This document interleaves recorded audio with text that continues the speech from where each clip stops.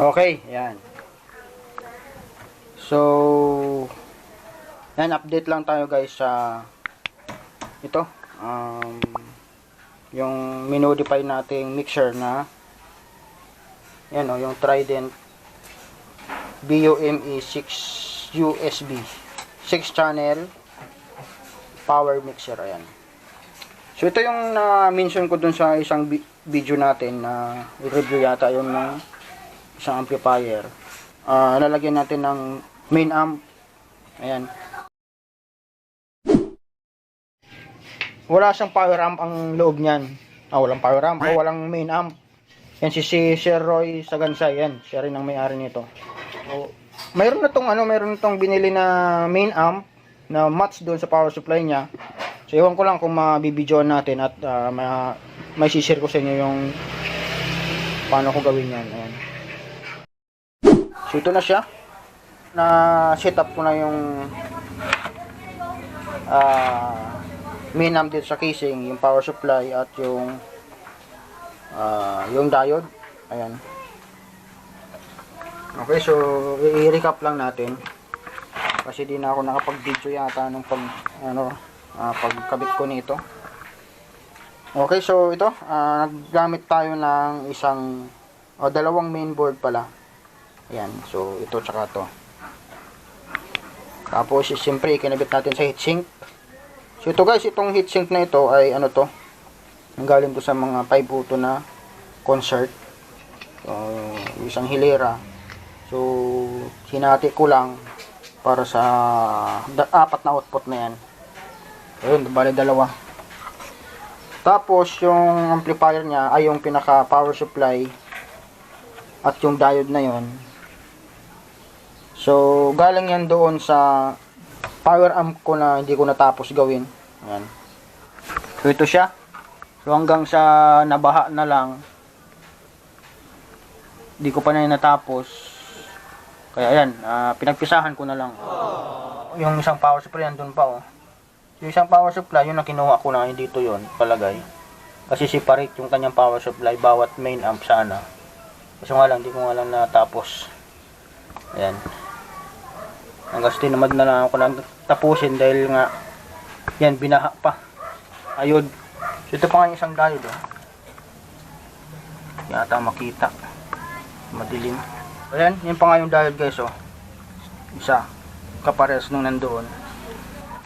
Tapos ito yung nabasag na. Ito pa nga yung main amp niya oh, nabasag na. Ayan, ito yung guys, yung turbo na ginagawa ko na main amp. Naku, nabasag na, sayang naman. Dalawa yan. Okay, yun. So, doon yun galing. Tapos, andito yung diode. So, dahil nga mayroon tong main amp dati, ewan ko lang kung bakit kinuha o tinanggal. Kaya pinalagyan ni Sir Roy. Ayan, si Sir Roy Sagansay pala yung may-ari nito guys.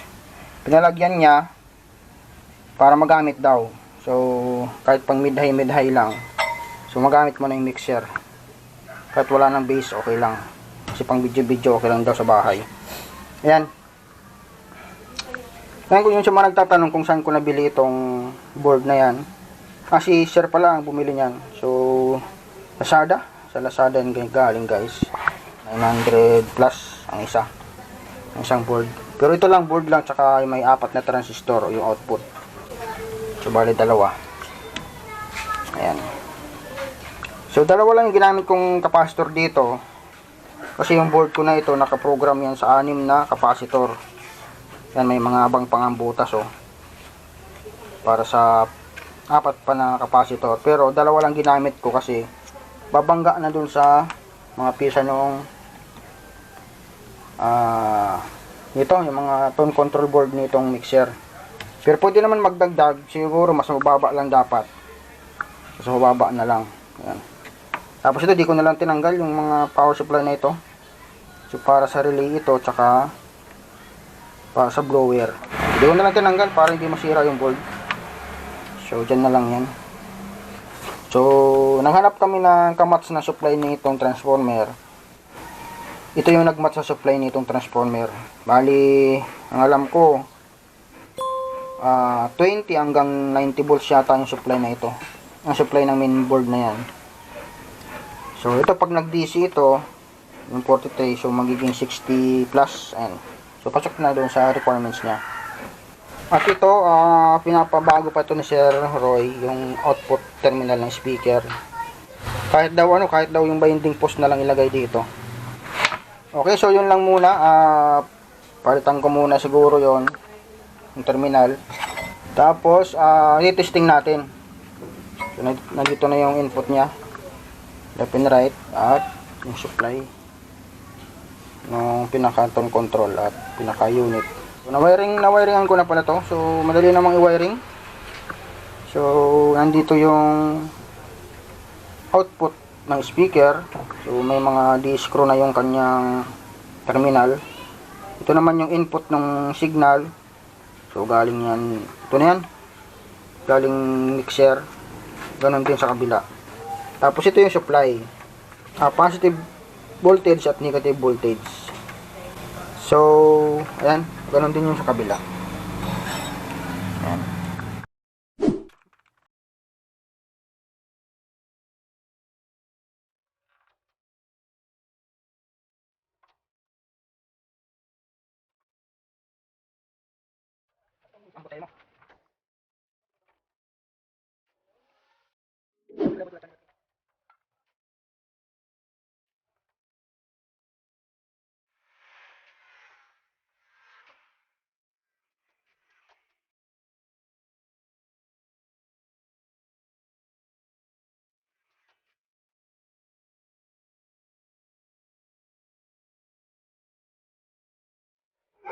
Okay, so yun na.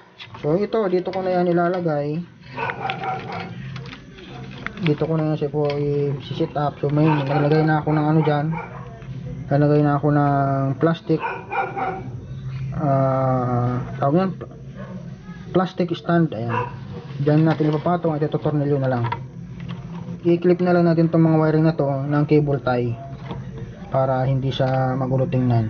So ganito na lang posisyon yan. Ayan.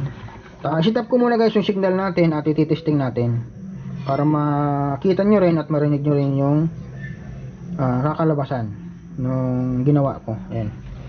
Okay, so tornilyo ko muna to, tapos cable tie, tapos testing natin.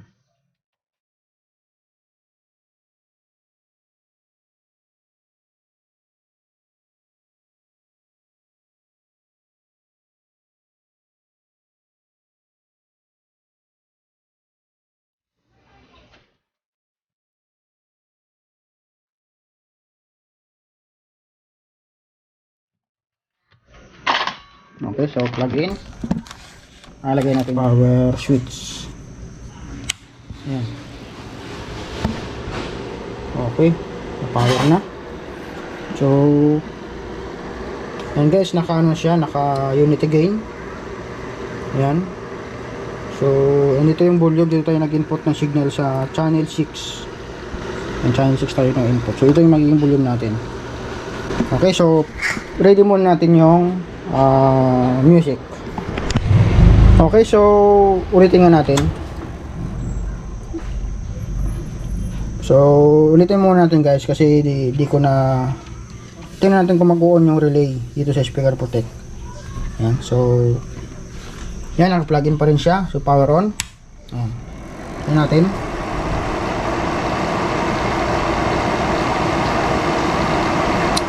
Ayun. Okay, so medyo delay yung kanyang pag-on ng relay. Pero okay lang, mas okay nga yun. Okay, so yan na. Yan, meron naman tayo nag-connect na wire para sa speaker. Ayan, mayroon ng sound. Ay, cluster muna natin dito. Ayan, so volume natin.